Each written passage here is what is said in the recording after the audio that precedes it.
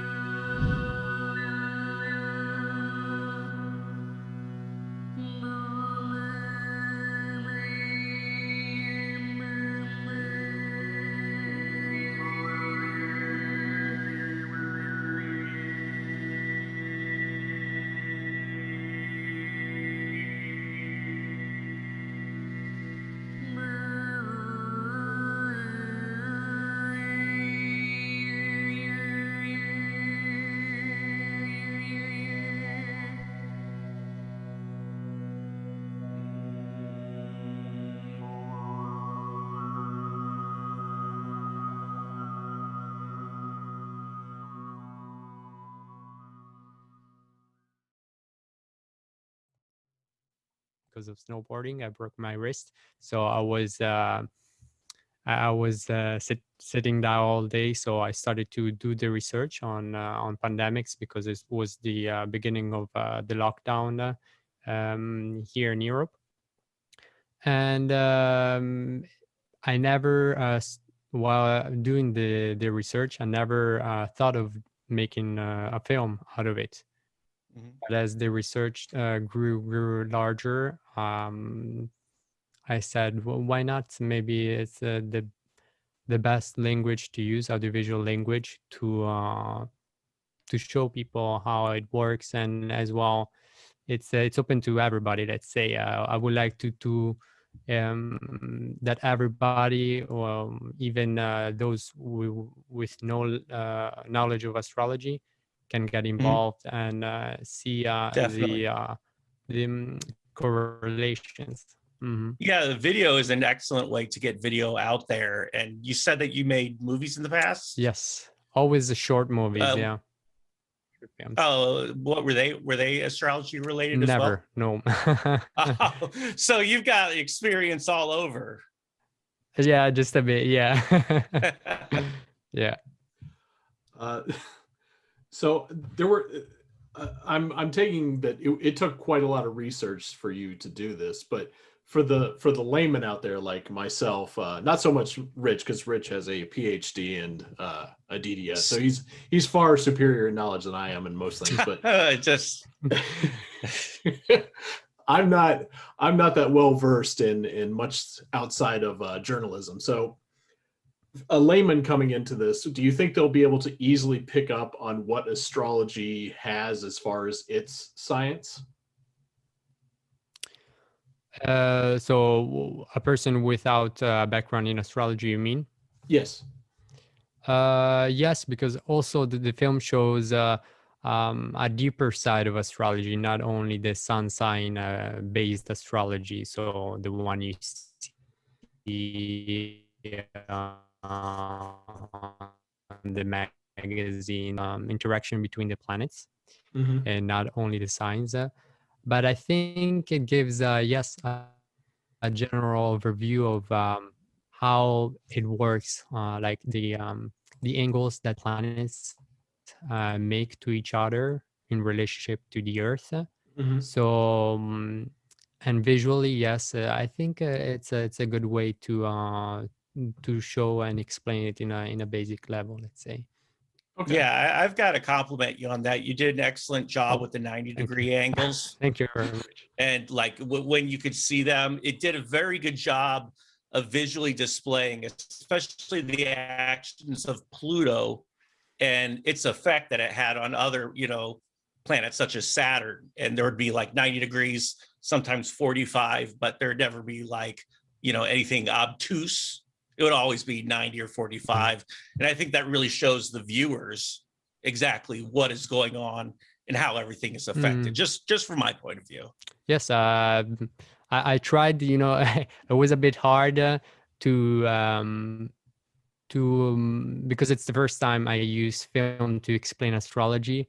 It was a bit hard to convey in an easy way. Oh, it didn't seem like it was your first. Minutes. It seemed like you've been doing it a while. It seemed like you were a pro with it. It didn't seem like your first video. I got to compliment you on that. On astrology, it was the first one. Yes. Wow. That's great. That's great. But yes, I like you both understood the astrology behind it. So. Oh, we saw the dates and the purpose. text. You did a good job with the words, showing the viewers. I mean, really communicating with them by using the words and the written material to communicate ideas to them, especially with the occurring dates that you had. And it seemed much more than a coincidence to me. Yes, because actually we're talking about, for example, Pluto is the slowest moving planet, takes 248 years, more or less, to make a revolution around the sun. So we're talking about placements of Pluto in relationship to the Earth that are not every 2 years, let's say. Yes, so it's a very rare. Yeah, definitely. Could you explain to us why some planets are considered malefic and some are benefic or beneficial and maleficent? Or how is that determined? How are these planets, aside from their names and their association with mythology, how are they determined to be either good or bad for humanity? Well, it's the question is, we consider them bad or good based on their traits and what we consider good and bad in our lives. For example, Saturn is viewed as the greater malefic in astrology, because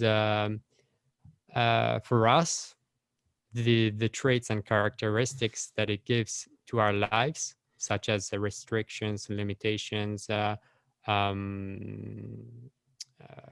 boundaries, we take them as bad things in life.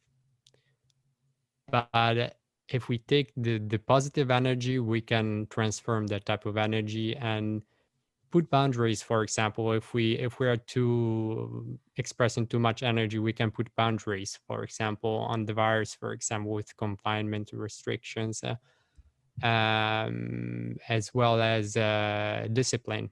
For example, structure. That's another characteristic of Saturn.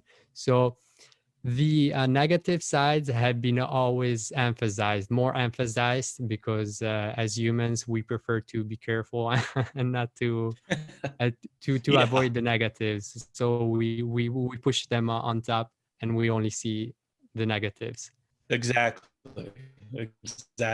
So all the planets have positive and negative, such as Jupiter is considered benefic, so positive, but it can as well be negative because it expands. Its principle is expansion. It's the biggest planet in our solar system, but it can expand when it comes in conjunction with another planet. For example, Pluto. It can expand that energy of Pluto. So in a negative way, it can exaggerate. Yeah, well, I got to tell you, Pluto is the last planet that needs exaggeration. Yes. We do not need to exaggerate Pluto anymore, because I think it would be best if we could take Pluto out of the equation, quite honestly. Well, we had because we consider it now a dwarf planet. We downgraded it. You're right. But this also is a meaning, because we downgraded it, but we have to be careful to small things as well, like small planets, like a dwarf planet. Yes. The virus is small, but it can create a large scale disaster. So we can't make Pluto too small. No. No. I just kind of like to push it away, maybe, because quite frankly, I mean, you made some stunning statements about its interaction with Saturn and how it aligned. There was 45-degree angles. I remember also the sun linearly gravitating towards the 90-degree angles after the 45s were displayed. And it would always seem to come up that Pluto was right there behind Saturn. And it felt to me like on all those specific dates that you mentioned when the events occurred, that those two were in collusion. Yes, and actually, if we take, for example, COVID-19, we can cast a chart, an astrological chart for countries as well when they are born. For example, the US is 1776 on the day of the Declaration of Independence. But also for China, we can cast the chart of the country for the People's Republic of China. And if we see the moment of birth of China, Jupiter was at 22nd degree Capricorn. And the conjunction between Saturn and Pluto in January 2020 happened on 22 degrees Capricorn. And Saturn and Pluto come together every 33 years. Yeah. But they come together not always at the same degree of the zodiac. So since Pluto takes 80 years to cross the zodiac, yes, it is a possibility out of so 33 times 360 degrees. So wow. There's one chance out of this sum to have it at 22 degrees Capricorn. Now, these are transiting planets, Pluto and Saturn, and 22 degrees Capricorn in January 2020. But then they are transiting, and in China, already China was born with Jupiter at 22 degrees Capricorn. So when the two, Pluto and Saturn, came to that degree in conjunction, they were expanded in China. So Pluto, when you see the movie, it represents the virus. So it's a very it's very coincidence. On that point, I have to admit I was a little bit confused, but that cleared it up. I was going to ask you about that. And Mike and I also had a question that we were wondering if you investigated, during 9/11, what the planetary alignment was, if there was any warning about that. Pluto and Saturn, again, in opposition. I knew it. In opposition. I knew it. Yeah, Pluto because did 9/11. And Saturn, Saturn is structure, and it was in Gemini. And the structures did fall, two of them. Yeah, indeed. Yeah, there's two planets. And Pluto, just a second, I will take my, this is an astrological tool. It's called the book? Ephemerides. Yeah. The position of the planets. And I'll check it out now, 2001. But I think it's also in relationship to the chart of the United States. Yes. On the eastern coast. Yes, in Philadelphia. Yes, the Twin Towers in Philadelphia. No, the Declaration of Independence. Oh, okay, yes. And, all right. Actually,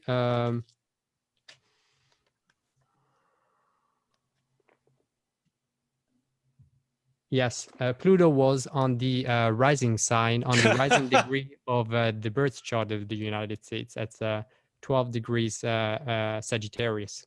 That's incredible, really. So it's the horizon of when you are in a place on Earth, you see the eastern horizon, and that's the degree of the zodiac coming up. It was 12 degrees Sagittarius when the United States was born in 1776 on the day. And this rising degree changes every 2 hours. So to have Pluto, the destroyer, on the rising degree of the United States, the rising degree represents the physical body. So something physical of the United States was going to be destroyed Wow. But it's an accumulation of aspects and the planets on the same day. It's not only one. So it's linked to the It- Declaration of Independence, is what you're. Yes, it's because on a personal level, the birth chart is the planets at the moment of your birth Yes. and the hour as well. Oh, okay. Hour and place. I see that. Yes. So you can create that birth chart also for a nation, for a country. Oh, So- that's actually really interesting. I never even considered it that way. I thought just that the planes hit the towers, but I didn't see the connection between the birth of the nation. That actually makes a lot of sense. Thank you for clearing that up. So then you can see the transiting planets, like today's planets, in relationship to your personal birth chart, Mhm. and how today's planets are aspecting your natal planets. When you were born, the planets where they were. Yeah. And today's planets can affect also a country's natal planets, if that Oh. makes sense. Oh no, it totally does. That's really interesting. Hmm. See, because I would always see it from a slightly different, skewed point of view, but hearing you explain that, with the book that you had with the words in it, it's like seeing something from the eyes of a different person, and it really clears it up for me. So I gotta thank you for that. That's interesting. I'm sorry. Go Thank ahead, you. Mike. It seems Yes. like I'm leading the conversation, So Mike. I'm I'm also sorry. talking I'm so sorry. much. Sorry for that. No, it's not a problem. It seems that also in the in your film, it seems Libras are very prone to I think Libra was a major factor in the HIV epidemic of the 80s. When these planets come into these alignments that cause these pandemics, I mean, how are the pandemics decided? Is it the role of the planets? They're just kind of rolling those dice, saying, "Hey, AIDS this time," planes flying into buildings the other. How do these pandemics come about if they're kind of being directed by the planets? Do you mean the type of pandemic? Yes, the type of Or- pandemic. How is that decided? Is it just a roll of the dice? The planets are just taking a gamble on what they can hit us with, or what? For that, I haven't, I don't know really.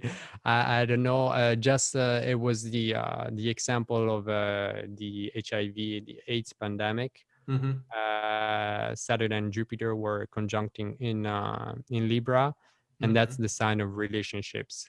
Mm-hmm. So, like love relationships. So we can conclude that the AIDS can be transmitted, and the disease can be transmitted by relationships From planetary sex. Yes. Yeah, I mean, let's put it like that. Yes. So, but other pandemics, I haven't seen any. I haven't asked myself that question for other pandemics. Mm-hmm. So it would be interesting to see. Yeah, definitely. If you're going to do a follow-up documentary, that'd be something I'd like to see more of, quite frankly. Yes. Have you ever thought about doing ones on the turbulent times that nations go through as far as their political turbulence instead of pandemics? Like, say you got a really bad president or you got a bad dictator. Have you ever thought about doing a documentary saying Trump was because Pluto was doing something with, I don't know, Mars? Saturn. Saturn. Saturn definitely probably is a Trump planet. Political astrology is indeed quite hard because there are political opinions everywhere. So you can't take a position. Then you have to be really neutral, and but we can see in relationship to the country, for example. When you were talking before about when we were talking about Pluto shrinking to make COVID, I mean, is that in relation, because you were saying that the smaller we get Pluto, so it's a reflection of COVID.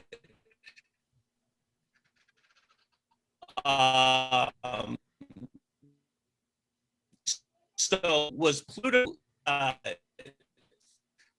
how in relation was Pluto to Saturn during the AIDS epidemic that was? The lunar eclipse. Mhm. I opened up the script because I don't remember exactly everything by heart. I will see for the AIDS.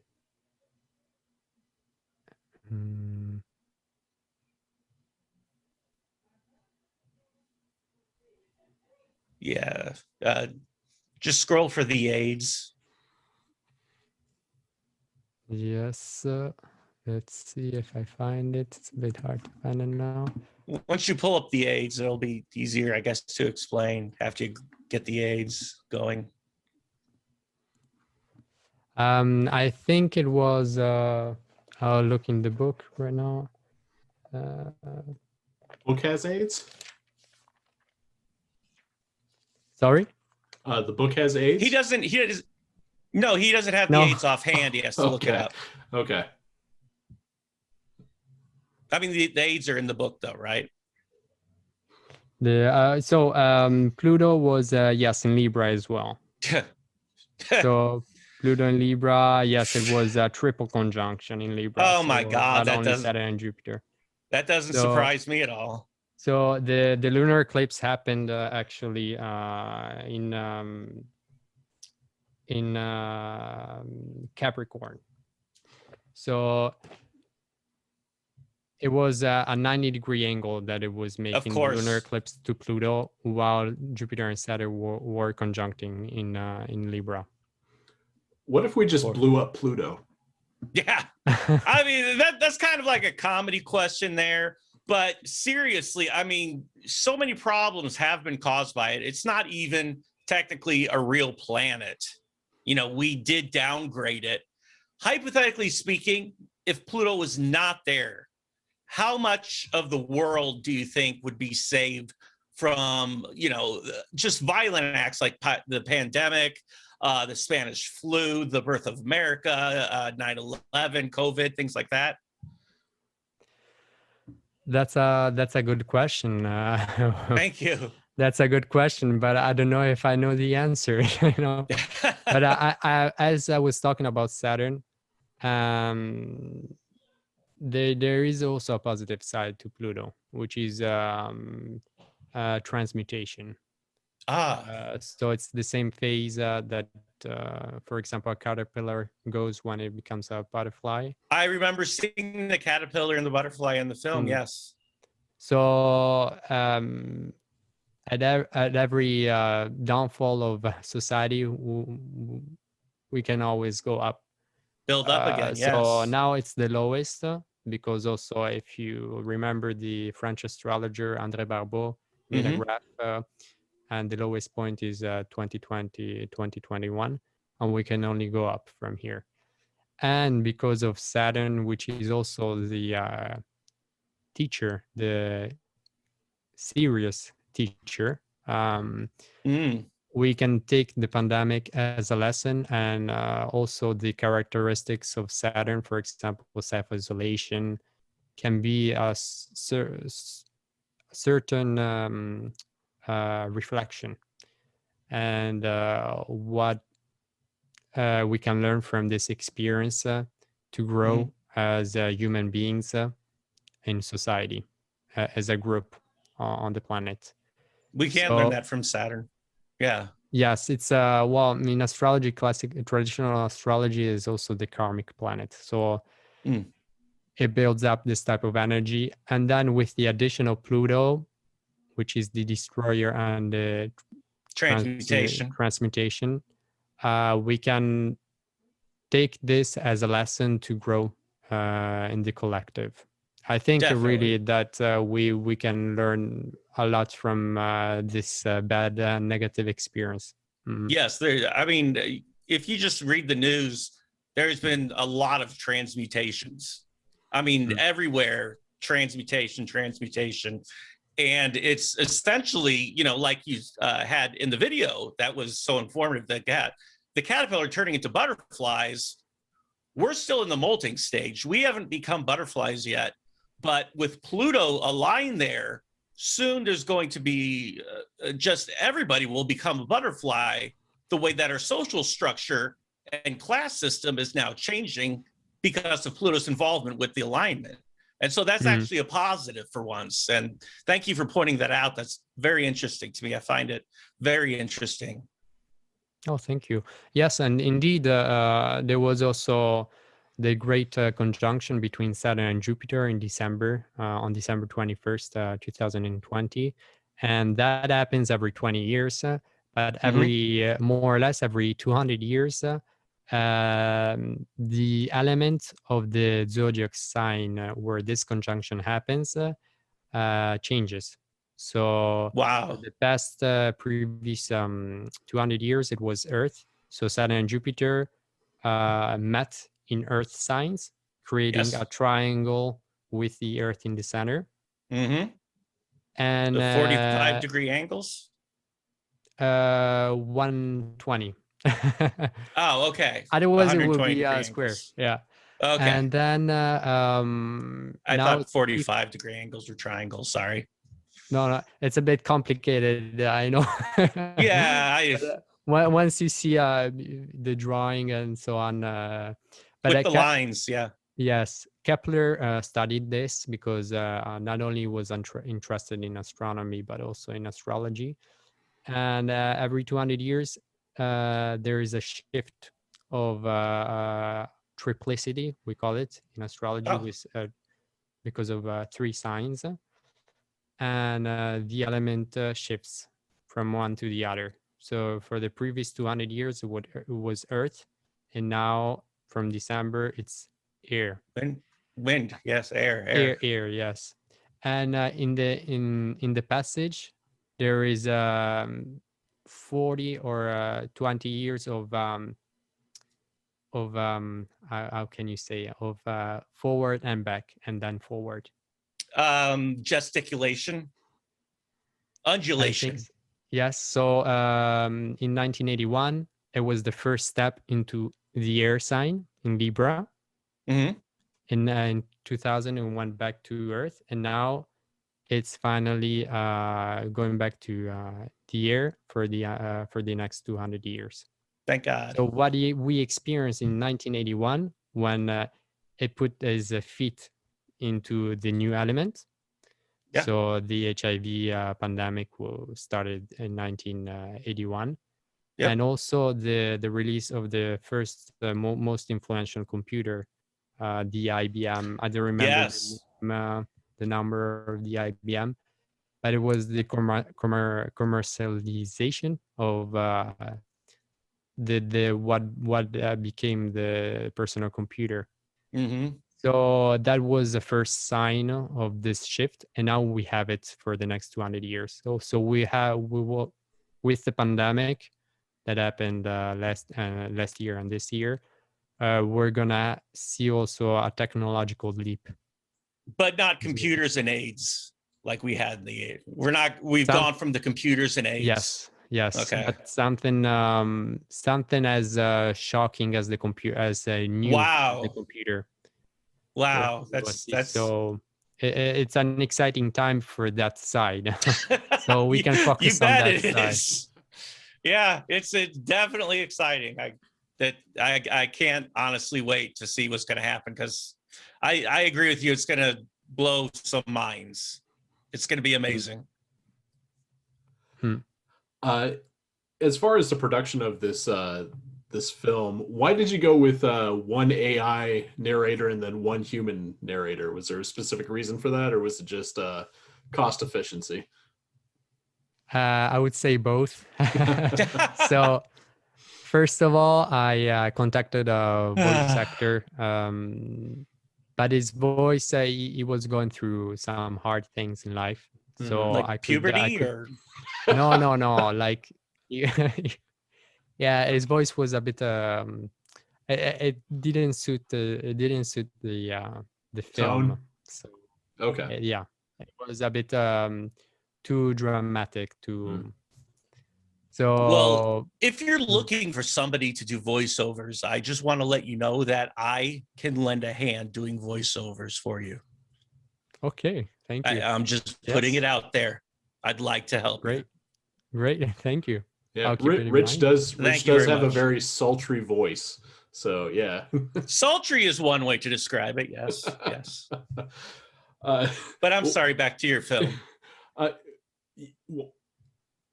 Nicholas, why don't you just narrate it yourself? Because if there's one thing I know about Americans is they will listen to anyone with a foreign accent and we will be captivated by it. And we will believe anything you say. So your voice would have been know perfect. foreign people are smarter than us. Exactly. You narrating it probably would have been even more enthralling. Well, actually, I'm trying now to change that, Mhm. and I'm doing the narration myself, and I'm seeing if it can be done before it hits the platform. Mhm. Oh wow, Because, it's on now- Amazon already. Yeah, so now we have to see if it can be replaced. Okay. So we will see. The one on Vimeo will be with my voice. Oh, great. So then you have the option. Yeah, well, I'm Yeah. going to go with that one. I'm going to bookmark that one instead of the Netflix one. Great. Yeah. Because I mean, maybe it's just me, but you can tell, when you're speaking about the passion that you have regarding certain subjects, Pluto, Saturn, et cetera, and so that just helps. I think I haven't seen it with your voice, but I think that it would help move the film even more because you give a very dramatic tone to the specific narration, especially with the HIV computers and COVID and things like that.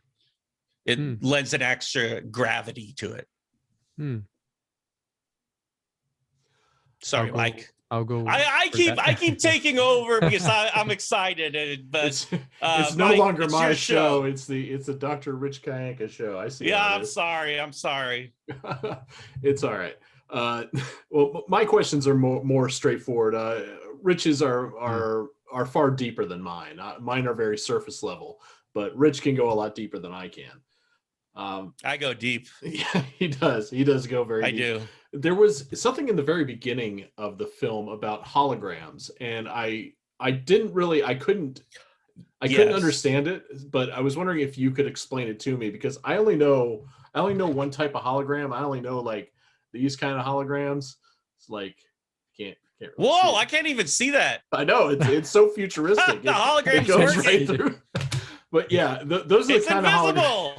Those are the kind of holograms I understand. But what was being talked about seemed like parallel dimensions and splitting men in two and stuff like that. Could you explain that to someone as I understand that it can be difficult to follow, especially when it's only 2 minutes of it.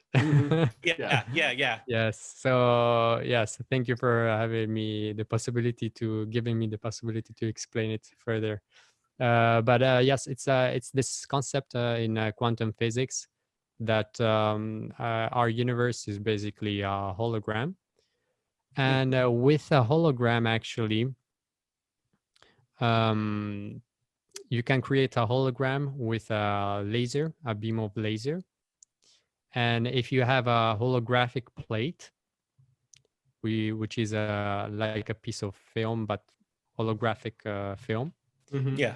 And you pass through the beam, the laser beam, then you will project a hologram.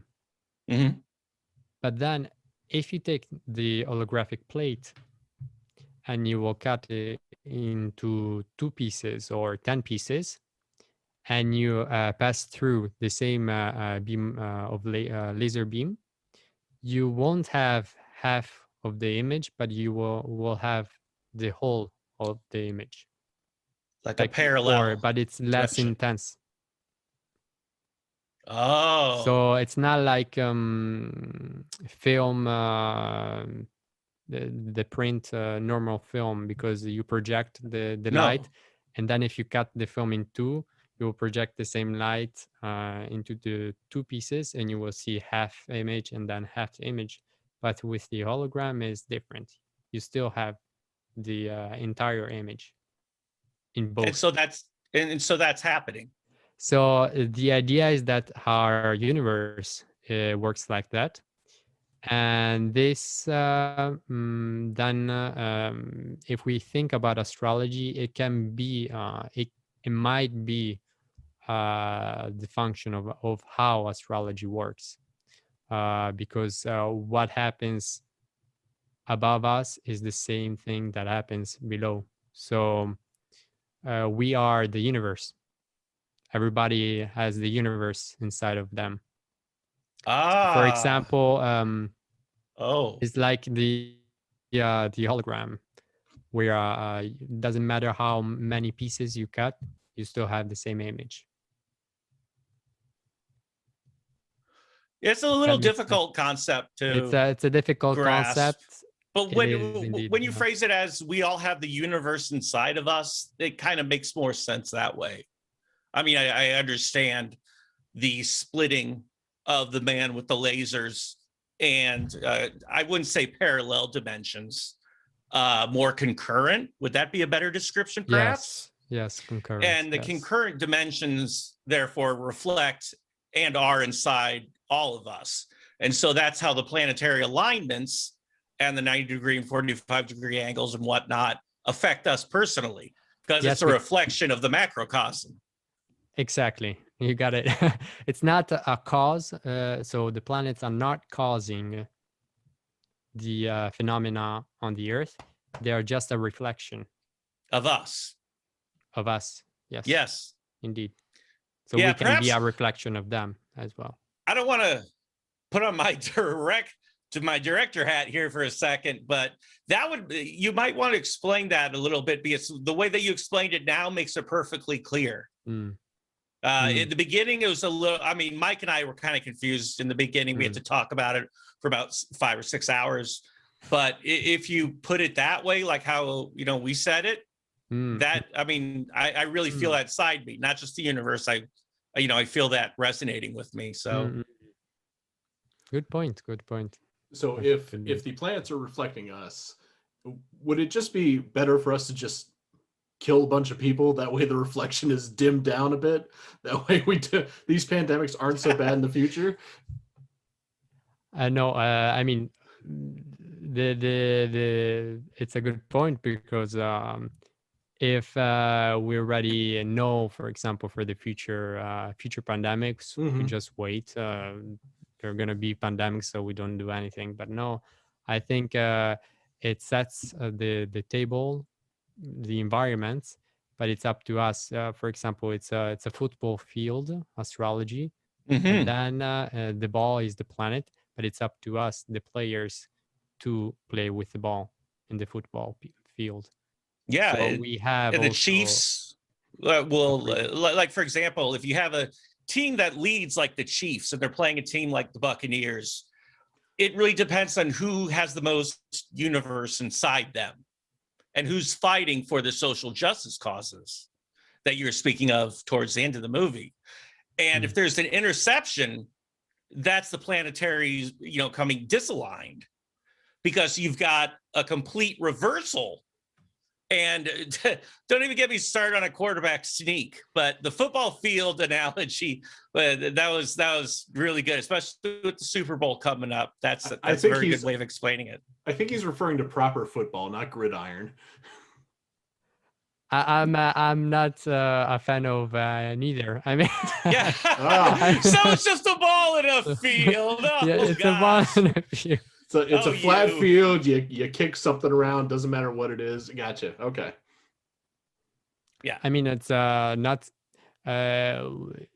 It's the environment that is set, but then we have the free will to either be passive or to take action and do something about it. For example, with the pandemic, if we know in advance, we can be more prepared in taking care of hygiene more often, and etc. Yeah.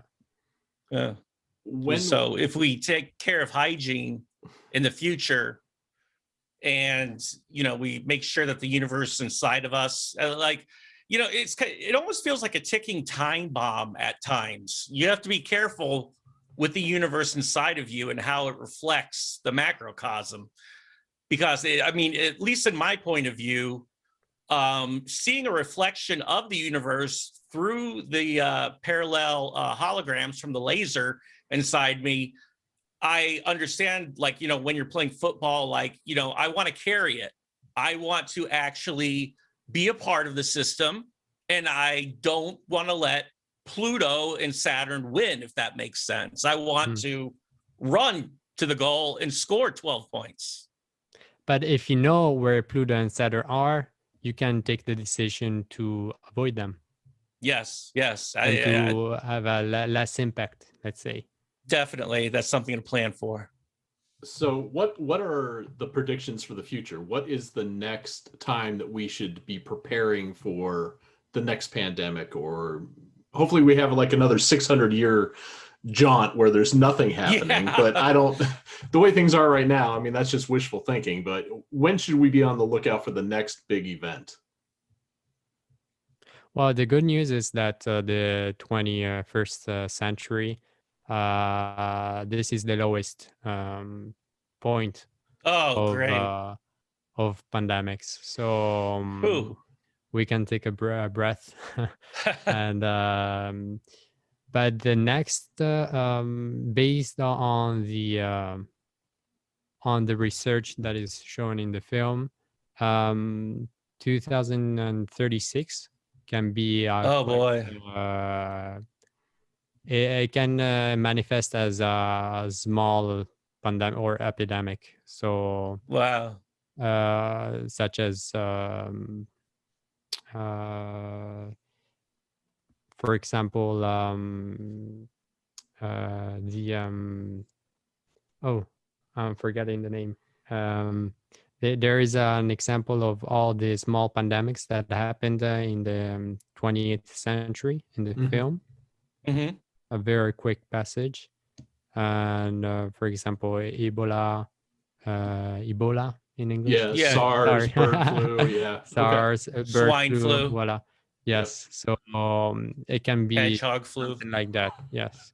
Yeah. And so it depends on our hygiene then, really, as you were saying before. Depends on our hygiene, also the way, because there are zoonotic diseases. So they are created in animals. They are. And so how we relate to other animals on our planet is a major factor as well. So yeah, because COVID started when they weren't hygienic with the bats. The Chinese were very unhygienic with the bats, and that's how he got COVID. If they would have respected their hygiene and animals more, and it comes down to respecting animals, I think. That's just me. Exactly. It might be different for somebody else, but that's just me. I agree totally. Yeah. Okay, great. I'm vegan, so. No, so am I. That's awesome. Yeah, really. Yeah. 18 years now. It's great. Wow.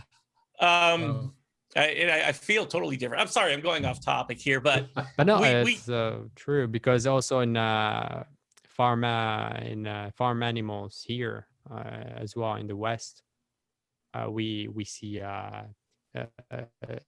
epicenters of zoonotic diseases. And it's not natural. No, it's have not so natural. Many animals in the same building in such a small place. Yeah, when you go to pet them, you've got to be completely covered, because you can't go to pet the bat, and deal with the bats if you don't have hygiene, if you're not covered and everything.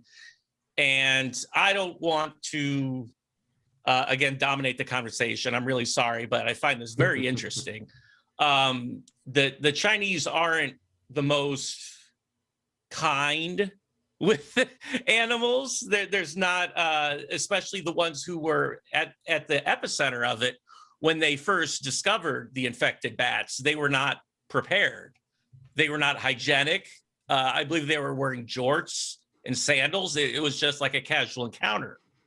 And so when they took that, that's how it became, the epidemic that it was. They weren't taking it seriously. They weren't dealing with the animals seriously. Yeah. Just my opinion, though. I think that just about wraps up the discussion of animals and Pluto and all that. Nicholas, I appreciate you coming on. Oh yeah. Thank you for having me here. Yes, thank you very much for taking your time.